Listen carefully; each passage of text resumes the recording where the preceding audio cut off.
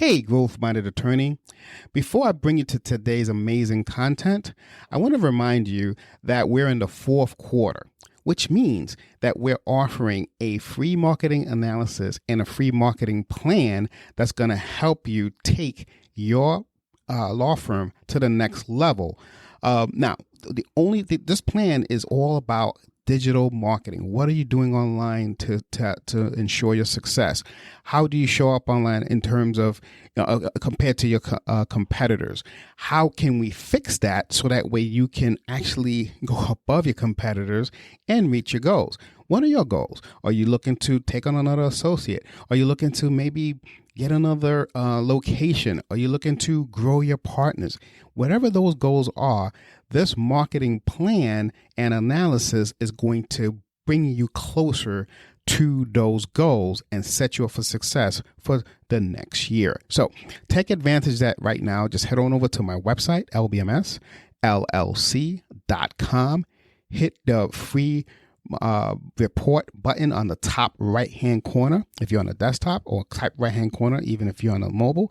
And that will initiate the process. Once you do that, you will get the report, and you will sit down with one of my marketing gurus that's going to go over the plan with you and let you know how to execute that, so that way you meet your goal. So with that, I'm going to bring you into today's content. Enjoy. Take care.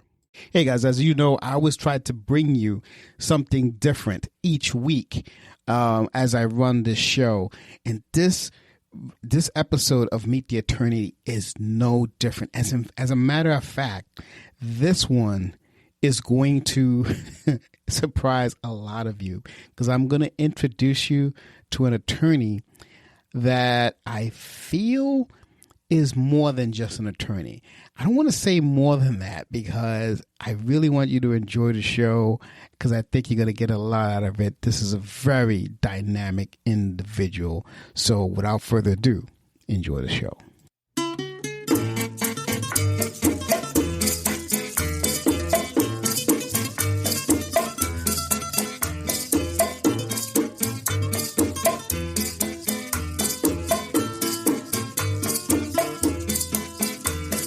Hello and welcome to Marketing Solutions for Local Law Firms, the podcast that provides you with all the latest digital marketing tools, tips, and strategies you will need to implement in order to stay ahead of your competition. If you are looking to substantially increase your caseload in the next 6 months, this is the podcast for you. And now, here's the host of our show, the local business guy himself, Frank Deming. Hello, everyone. This is Frank Deming, the local business guy. Welcome to another episode of Marketing Solutions for Local Law Firms. Happy Wednesday, everyone. Happy Hump Day. I hope you guys are having a rocking a week thus far. Today is Meet the Attorney. I have a really, really wild show for you today, because you have never met an attorney like this person I'm about to introduce you to, and I'm going to tell you who she is right now. Her name is the great Karen Fultz. How's it going, Karen? Oh, it's wonderful this morning. Thank you for having me. Oh, man. I am privileged to have you on the show, because you have an amazing story that I want to share with my audience, and I think they're going to find it as amazing as I do. So with that, can you tell me, who are you and what do you do? Absolutely. So Karen Fultz, and I am an attorney / marathoner / fashion designer / former assistant dean, former law professor. Where do you want me to stop? Awesome. Well, let's go on the whole law thing. What do you like? What law do you practice, etc.? Absolutely. So I have a very interesting career. I am now an insurance defense attorney. Started my legal career as a rent lawyer. I don't know if many people know what that means. What that means is I practiced law to pay rent back in the day, but wanted to... Interesting. Yeah, I wanted to actually become a specialist in a particular area. And I decided to go into tort litigation, and I started in subro. Subrogation is on the plaintiff's side of the V, representing insurance companies to recover dollars back. Did that in big firm life, and then moved into academia, and now back into practice and doing insurance defense work. So now I'm on the defense side, or the defendant side of the V, representing insurance companies. Okay. And where are you doing this? Tampa, Florida. I started out in the GA. Atlanta was where I started and still love that city. But now I'm in Tampa watching it grow by leaps and bounds. And this is where I am now in Florida. So, yep, Okay. I took another bar. A lot of people like, oh my God, what are you thinking? Yeah, I sat for another bar. Yeah, well, that must mean you love it. I actually like Tampa. I was just there not too long ago. My sister and I just decided to do some sightseeing and check out the city. I like the vibe. It's pretty cool. I definitely go back. So tell us about this fashion design thing. I mean, that's an interesting twist. That's why I wanted in the pre-intro I wanted to talk about, because this is like no other Meet the Attorney interview I've had. So talk to me about that. I think that's an excellent story. Oh, thank you. So I don't know how far back you want me to go when it comes to the idea. But so you tell me if you want me to go back. I'll just start at a certain point, which is, where did Observe come from? It came from an idea from a 15-mile run. I started running marathons when I came to Tampa. I was first running when I was in Georgia. I did the Peachtree Road Race because I needed to lose weight. And for mental health reasons, I started getting into running. So started running marathons, and on a 15-mile run, I was out with some friends, and it was cold, believe it or not, in Florida. And I realized I'd wrapped my watch on my sleeve because I needed to know how far we were going, my distance, my heart rate, and said, why in the world we don't have a hole in our sleeve? So one of the girls said, well, why don't you create it? I said, oh, well, I will. And so I did. Submitted it for patent. And then my attorney says to me, well, why don't you start making them yourself? And I was like, I'm a lawyer. Why would I make clothes? And I thought, well, why wouldn't I make clothes? So there again, just somebody planting a seed, and I poured water on it and started outsourcing it, and found a manufacturer, started making shirts. And then Observe was born. Observe means watch me in Spanish. And that's how I started creating the shirts. And I became a shirt peddler is how it all began. That's an awesome story. I love it. I love it. Now, so the topic of this interview is women blasting through the proverbial glass ceiling. So let's talk about that a little bit, because there's a ton of, and there's a huge growth, I should say, in female attorneys. But I have a feeling that we're talking outside of that right now. Am I right? I think so. I think that we're talking about entrepreneurs, okay, but that applies to attorneys too. I think so. You know, I talked about that offline, where I think that a lot of women are solo practitioners. That's an entrepreneur. Yes. A lot of women are in the C-suite. A lot of women are trying to get to partnership. They're associates. They're on a partnership track. They are entrepreneurs. So I think we can talk about both at the same time. Okay. So how you blast through that glass ceiling? What's your secret?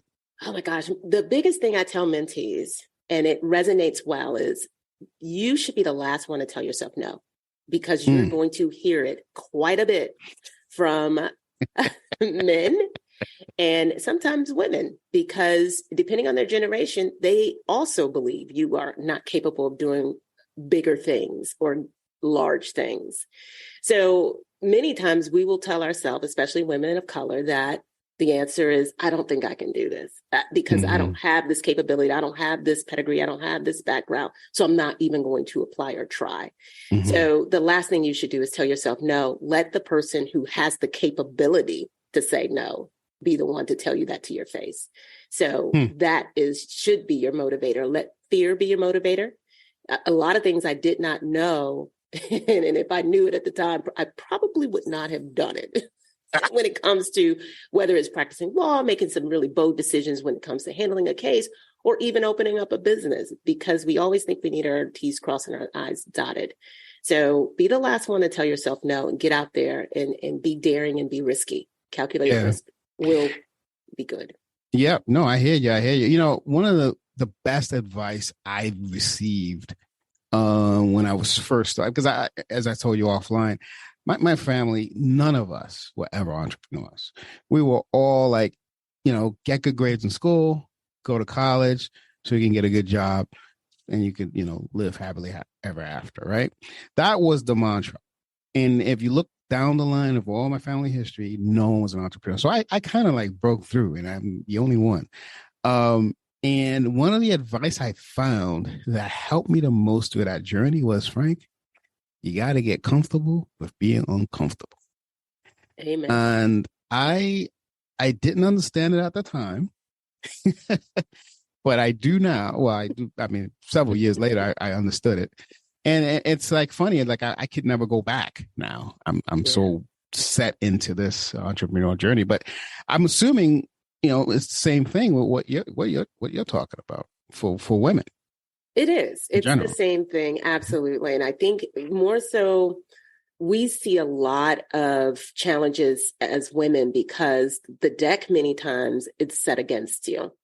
And the system is set up to doubt you. So when you, for example, even when you're looking for capital and you're pitching your business for capital, many people will ask you questions that is already built with doubt in the question. Are you sure you're the only owner? Are you sure you can do this? And the reason why I can say it's isolated many times to women, I can watch a man do the same exact pitch, and they are more celebratory as to the idea coming from my male counterpart versus my business. And they'll say to him, well, in addition to what you presented to us, how can we help you do X, Y, and Z? So those are the type of questions that I see in those pitches or in response to those pitches versus mine is always, well, are you sure? What more do you have? Is there something else that you can bring to us that to reassure us that you're capable of reaching the goals that you set, et cetera, and so forth. So you're always met with those doubts. For me, again, they're motivators. It allows for me to push harder and answer those questions with a smile on my face and recognizing that these are just things that I dealt with even as a young child. It just hasn't stopped as an adult. And you find ways, you find tools within your toolbox in order to overcome them. So you build your intellect by educating yourself well, whether you're doing your own research. I don't have an MBA, but I'm fully capable of developing business ideas. So there are many ways that you can educate yourself to overcome these issues or overcome the doubters. You're going to be doubted as soon as you come in the room. That's just the way it is, unfortunately, until 100%. Things change. Yeah. 100%. Yeah. So true. So sad, but so true. So let's talk about Obsérvame for a little bit. That's an interesting brand. I love the story of how you came to it. Let's talk a little bit about that. What's the, how long has that been out as a brand, as your brand? It's been out as my brand since 2017. Okay. And I mentioned before, I was a shirt peddler. So I started going to running events, Boston Marathon, setting up tables, Detroit Marathon, setting up tables. Tampa has a Gasparilla run, and I would sell my shirts. 2021 comes along. As everybody know, it happened in 2020. I decided to pivot and say, wait a minute, let me bring all my manufacturing in-house. Since we were running into supply chain issues, et cetera, my manufacturer was going out of business. I bought her equipment, opened up my own office, opened up my own shop, and started making them myself. But we as shoppers want a full outfit, is what we call it in the D. So I started developing around the top. So we have bottoms, we have capri pants, we have men performance pants. We're bringing out shorts. So it evolved and became a full line of athletic wear. But I didn't want it to just be about the clothing. It had to have a purpose and an understanding and a story. So the gear that we create and that I design it from the viewpoint as an athlete, because I want certain comforts. For example, when I ran this morning, I have a high waistband on my leggings because I want to engage my core. So those are the type of things that I incorporate into the designs, and it only comes from my ability and understanding as an athlete. So I incorporate that into our designs and push the company that way. So we sell exclusively e-commerce through our website. We sell overseas through a website called Wolf and Badger. And we have an opportunity that's coming up with Macy's to sell in their marketplace as well. So we're growing and getting into those retail spaces. And thank you. And excited about the growth of the company. That's awesome. Awesome. Wow. Congratulations. Let's let's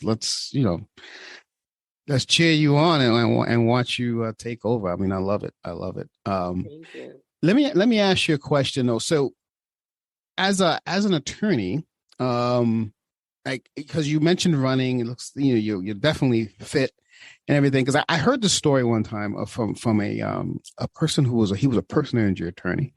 He was on this show, and one of the things that gets him motivated, I remember, before he goes to trial and to try to get his customer or his client as much out of the insurance company as possible,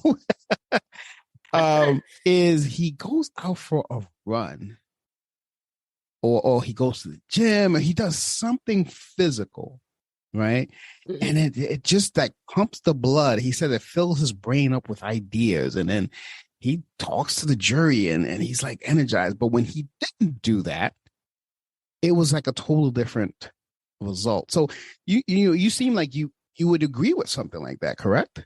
Absolutely. So before our interview today, I said, let me get my run out because I wanted to get my endorphins. Those are called endorphins. That's that chemical emission in the brain that gets that blood flowing, get those thoughts going. I can conquer the world after a run.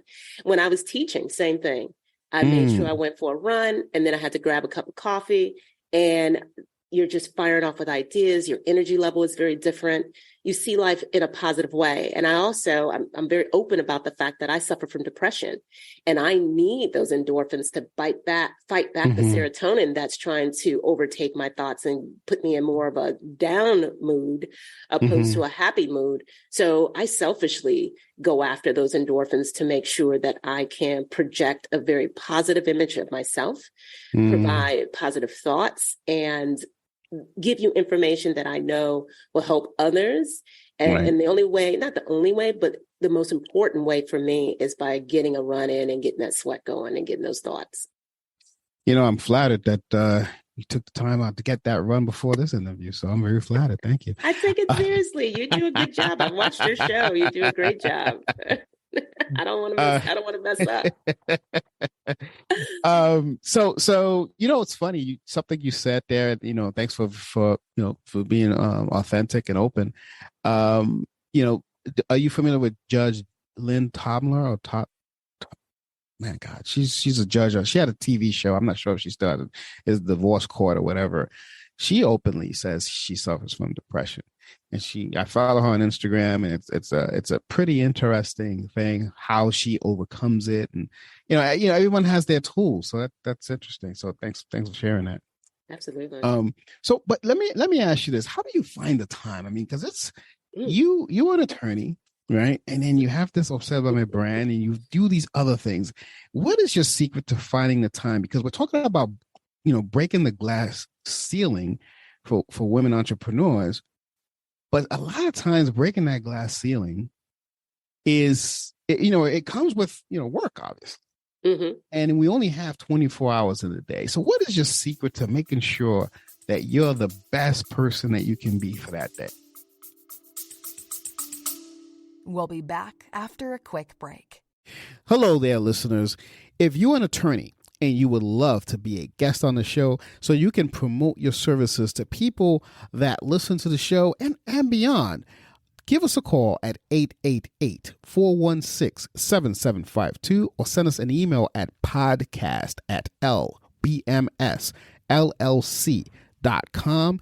One of my associates in the podcasting team will send you an email and connect with you, schedule some time, send you the podcast intake form, and schedule you to be interviewed on the show. So if that's something that you really would want to do, go ahead and take one of those actions, and we'll take it from there. So until then, enjoy the rest of the show.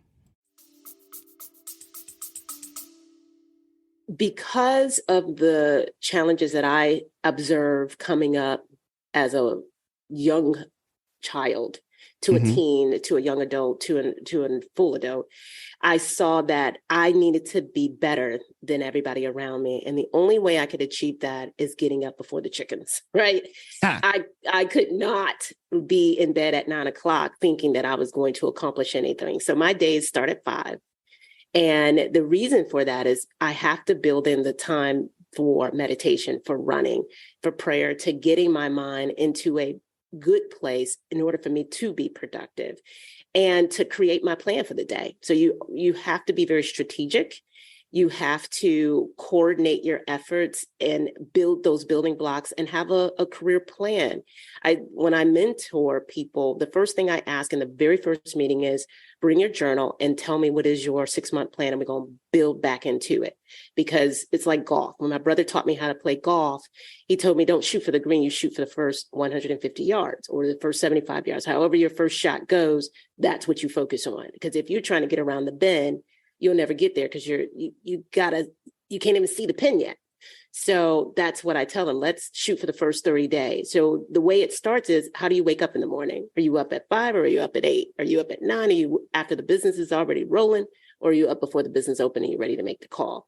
So always be early, because on time is late. I used to lock my door, not lock it, but you couldn't come in my class after 9 o'clock. If class starts at 9, you should be in your seat at 8:55. Now, Dad always said, you're late if you're on time, because everything gets started at 9. Mm-hmm. So you have to get up early. You got to be ready, and you have to know more than your opposition or your competition. And the way you do that is be over prepared, not just be prepared. You have to be over prepared. And that's the way I was always taught. And that's how I run my business. That's how I run my practice. And that's how I practice law, is I am more than prepared for what's to come. And the only way I can do that is getting up early and getting ready and be prepared. Outstanding. Thanks. Great advice. Glad I asked the question. So I'll give you an example. See, for me, that's real simple, because I am a morning person. I'm sharpest in the morning. Like, talk to me after 3 o'clock and I'm no good to you. I'm like, I don't know what you're talking about. But if you ask me a question at, 6 in the morning or whatever, I'm like, yep, I'm on it. So how would you advise someone who's not a morning person? I take my sister, for example. She is not a morning person, but after 2 o'clock, she's sharp as a whip. How do you advise that? The way because I have family members similar to that, you would have to have a business or a practice. Maybe you practice international law, where your clients are in a time zone where it's 2 o'clock here, where you're on fire, and it's morning there. So you develop a practice, or do you develop a business idea that is conducive to the lifestyle that you want to live, in the lifestyle that you can make be your best person. So if you are an afternoon person, don't develop an idea or a business that's going to require you to be on fire in the morning. Not everybody can. And that I understand. For example, you may be on the speaking circuit, but you tell people, I will only speak in your afternoon sessions, because you know that that's when you can perform the best. So there are ways around it. Not everybody is going to be that morning person. But if you are in an industry that works your typical 9 to 5, you're going to have to make some physical changes in order to be successful at it. I can't imagine practicing law, traditional law, and waking up at 1 o'clock thinking that the court's going to wait for me. And I would tell my students that I just don't see the court waiting for you. So you have to figure out how best to change your lifestyle, go to bed earlier. Right. In order for you to get up earlier. I had a contractor who would say to me, I want to come in at 7. Well, the way you come in at 7 is you got to go to bed at 9, which means you're getting up at 5. So, and she finally was able to do it, but it was a slow transition. I told her, I said, take it in small bites, do it on a Monday, then add a Tuesday, then add a Wednesday, but don't just try to go a full week. You're going to be totally exhausted, but you just do it in small bites at a time. But because I saw her do it, I think people are capable of doing it if they decide that that's what they want to do. Yeah, it's a decision.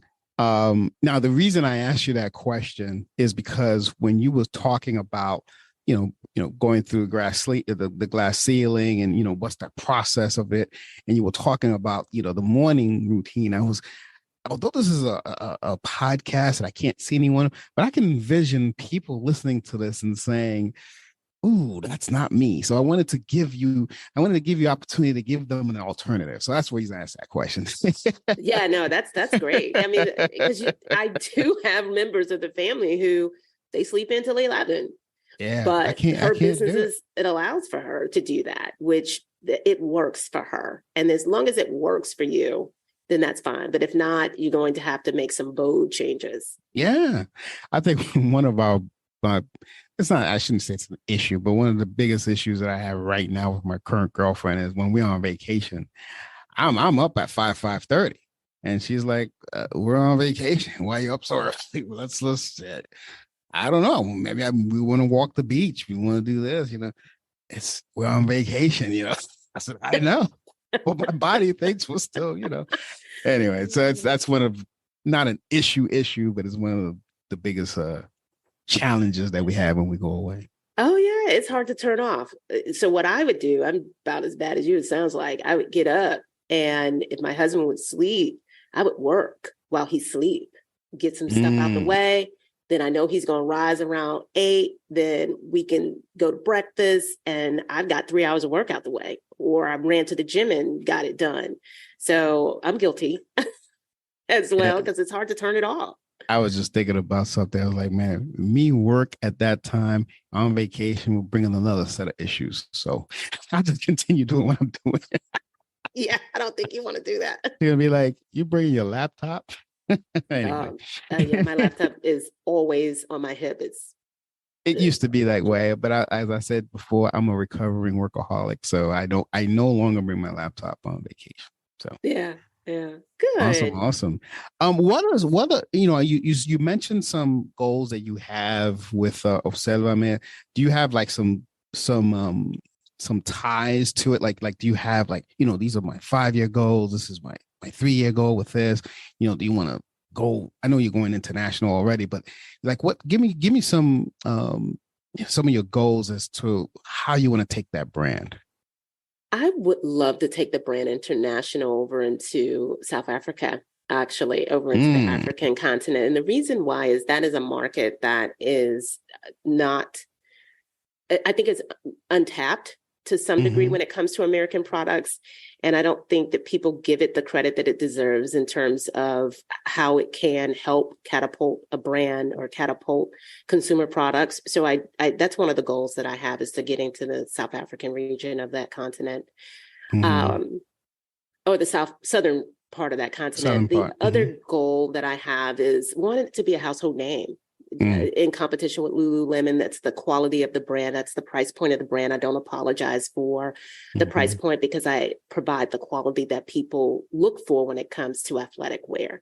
And I want to, number 3, of course, make it a profitable brand and a profitable business. And at the same time, showing that you're still capable of working in your practice area, because I still practice law, and also developing a successful company at the same time. I believe that it's possible. And that's you're living proof. Yeah. You're doing it. Yeah. And that's another one of those pieces of glass that's being chipped away. Which I still don't think you answered my question, how you do in 24 hours, but we'll leave that aside. But continue. I didn't want to cut you off. No, you're fine. I mean, you maximize every minute in your day, honestly. Right. And I think it comes from being trained as a billable lawyer. I don't know for you, I still look at the clock to see how long it takes me to do certain things. That just comes from billing. I've always had to bill my time as an attorney. So because of that training over the last 25 years or 25 plus years in law, I realized that every second counts. And I try to make every second mean something. Of course, you have moments of rest and moments of relaxation. You have to work that in order to have balance. But every waking moment, I try to make it a successful day. And then I rest, and then I get it in another day. So I have identified on one day a week, Sundays are me days. That's just all me. I do whatever I want. It's no business. It's just, if I choose to do something business oriented, I will. But for the most part, I try to pick one day where it's just really about me. That leads me to the next question that I'm actually cringing to ask you based on the personality I'm feeling that you have. Do you have any hobbies? Running. That's my hobby. I run. Hobby. Okay. Makes sense. Yeah. Makes Yeah. sense. Yeah. I should have known. Gotcha. Okay. And I mean, so you run every morning, what, 5 miles, 1 mile, 2 miles? What's your... So it depends, right? So of course, Saturdays are long run days. That could be 5 to 6 miles. I'd stop running marathons because I want my hips and knees to work in the next 20 years. So I don't put as much or as many miles on them. So I do 3.5 miles is the shortest distance that I'll run during the week. And then my weekend runs are usually 5 to 6 miles. Okay. Awesome. So at least 20 miles a week, which is low actually, but I try to do at least 20 miles a week to maintain. It's funny. She said, which is low actually. She says it so humbly. All right. So this has been really, really, really great, Karen. I really, really thank you for coming on. This is definitely a different version of Meet the Attorney that I've ever had. But I applaud you in your success. You're a successful lawyer, you're a successful entrepreneur, and I think you're going to open a lot of paths for a lot of people, or you have been opening a lot of paths, I should say, for a lot of people who think, hey, it's not possible, and you're showing them that it is possible. And I'm hoping by the distribution of this podcast, it'll reach other people that will try to reach out to you and say, hey, how can you help me do this? But before I let you go, is there anything that I did not ask you that you think will benefit the audience? I do. Just one thing is I learned when I went to a conference a long time ago from an executive who was a VP or a senior VP at an insurance company, and he was speaking. It was a keynote. And one thing that I walked away with that resonated, he said, people asked him, because he was leaving the company to go to another company, and they asked him, but you're doing so well there, and that was your dream job. Why would you leave? And he says, because I have another dream. And I walked away, right? I walked away from that conference just saying to myself, I can have more than one dream. It was just such a profound statement that I never thought about. My parents were born in the early 1900s. So I was taught one dream, one job, one house, retire, and that's you go off to the sunset. And when I heard him say that, I thought, man, I can be more than just an attorney. I never thought I could be more than a lawyer. And that's when I started thinking, do I want to be a judge? Do I want to be a professor? What do I want to do? And I continue to evolve as a person to this day. So I share with your audience to say, never stop dreaming and continue to evolve. Now that is the perfect ending to an outstanding podcast. I thank you, Karen. You are a gift to this world. Thank you for coming. I cannot wait to distribute this to the audience because I think they're going to get a lot out of it. So with that, I'm going to put an end to this episode. This has been Frank Deming, the local business guy. You've just been blessed by the great, and I say that really truthfully, the great Karen Fultz. Take care, everyone. Until next week. Peace out. Thanks for listening to another episode of Marketing Solutions for Local Law Firms, the podcast that provides you with all the latest digital marketing tools, tips, and strategies you will need to implement in order to stay ahead of your competition. If you would like to know more about the topic we discussed on the show today, reach out to Frank and his team at 888-416-7752 and schedule a discovery call with one of the marketing consultants. If you'd like to be a guest on our show, send an email to podcast@lbmsllc.com and we will put you on the schedule. With that being said, until next week, make it a successful digital marketing day. Peace out.